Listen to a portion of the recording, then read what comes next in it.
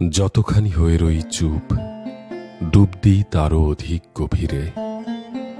বুকের কাঁপনে উচ্চারিত শব্দের পৃষ্ঠে শব্দ, ক্রমশ নিস্তেজ হয়ে আসা প্রতিধ্বনি, আর ফুরিয়ে আসা নিঃশ্বাস জুড়ে শুধু তুমি।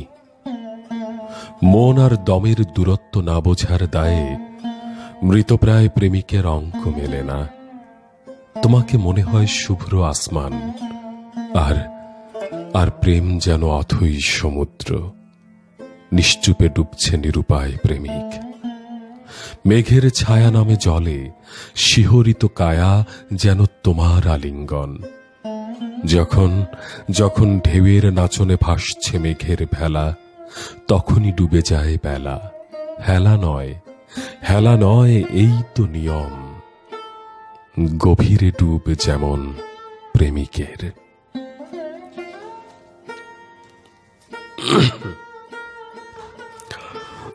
শুভেচ্ছা সবাইকে। আশা করছি আপনারা সকলে ভালো আছেন, সুস্থ আছেন এবং সুন্দর আছেন। কিছুক্ষণ আগে যে কবিতাটি পাঠ করলাম সেই কবিতাটির শিরোনাম ডুব। কবিতাটি যথারীতি আমারই লেখা এবং অবশ্যই আমার নিজের লেখা কবিতা নিয়ে প্রকাশিত প্রথম কাব্যগ্রন্থ কোলাহল থেমে গেছে কাব্যগ্রন্থ থেকে কবিতাটি নেয়া।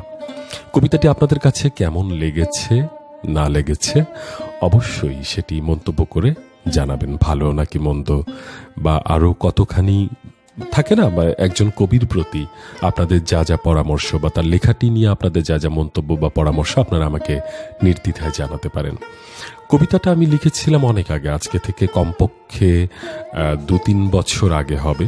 ডুব শিরোনামের এই কবিতাটি, এটিও মূলত হচ্ছে একটি প্রেমের কবিতা। একজন প্রেমিকার প্রতি একজন প্রেমিকের যে ডেডিকেশন বা একজন প্রেমিকের যে থাকে না প্রেমে একদম একদম সুগভীরে যে ডুব দেবার যে বিষয়টা, সেই বিষয়টি নিয়ে লেখাই এই কবিতাটি। আপনি যদি দেখেন যতখানি হয়ে রই চুপ, মানে একজন প্রেমিক হয়তো মুখ ফুটে অনেক কিছু বলতে পারে না, মানে সে মুখ ফুটে বলছে না, কিন্তু গোপনে সে যতখানি চুপ থাকছে তারও অধিক সে ডুব দিয়ে তার প্রেমে ডুবে আছে।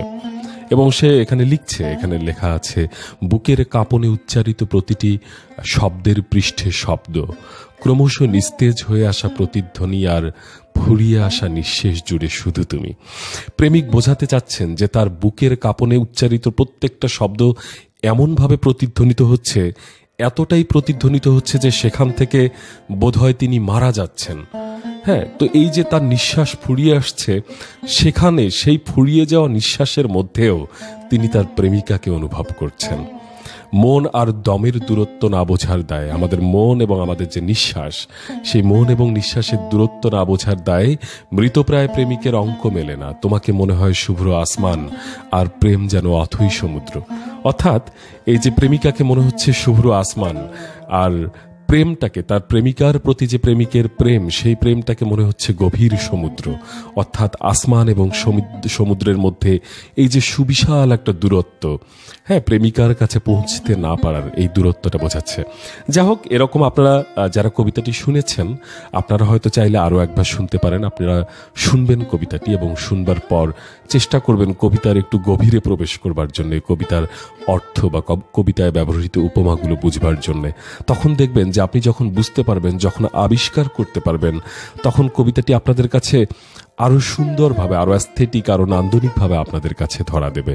এবং কবিতার গভীরতার যে মজাটা, আপনি যখন কবিতাটাকে আবিষ্কার করতে পারবেন, যখন কবিতাটাকে বুঝতে পারবেন, মূলত কবিতায় অন্তর্নিহিত যে মজাটা, সেই মজাটা আপনি তখনই পাবেন।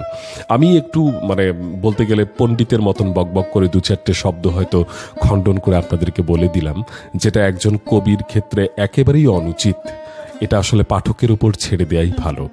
হ্যাঁ, সেই পাঠকেরা সেটি আবিষ্কার করবেন, সেখান থেকে আবিষ্কারের জন্য তারা একটু উৎসাহিত হবেন এবং সেখান থেকে আবিষ্কার করবার পর সেটার যে প্রকৃত নির্যাস, সেই নির্যাসটুকু তারা উপভোগ করবেন।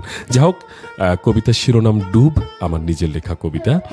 ভ্রান্তি করে হলেও বা ভুল করে হলেও হয়তোবা আমি আজকে কবিতাটা একটু খণ্ডালাম। চেষ্টা করব পরবর্তী কবিতাগুলো না খণ্ডাবার জন্য, যাতে করে আপনাদের জন্য সুবিধা হয় কবিতার অন্তর্নিহিত ভাব এবং বিষয় আবিষ্কারের ক্ষেত্রে। নিজের লেখা কবিতা নিয়ে এই সিরিজটা করছি। আমার নিজের লেখা কবিতা, এই কবিতাগুলো আপনাদের কাছে তুলে ধরবার চেষ্টা করছি। কেমন লাগে না লাগে অবশ্যই জানাবেন। এবং এক্ষেত্রে আরও একটি বিষয় আপনাদেরকে বলে রাখি যে আমি এই যে সিরিজটা চালু করলাম, এটা আজকে থেকে শুরু হচ্ছে ঠিকই, তবে এটা আশা করি শেষ হবে না। এবং আমি এখন আমার নিজের লেখা কবিতা নিয়ে কাজ করছি। এর পরবর্তীতে যেটা করব সেটা হচ্ছে, আমাকে বিভিন্ন সময় অসংখ্য কবি আমাকে তাদের লেখা কবিতার বই পাঠান। আমি চেষ্টা করব তাদের প্রত্যেকটি কবিতার বইগুলো নিয়ে এরকম এক একটি পর্ব করবার জন্যে।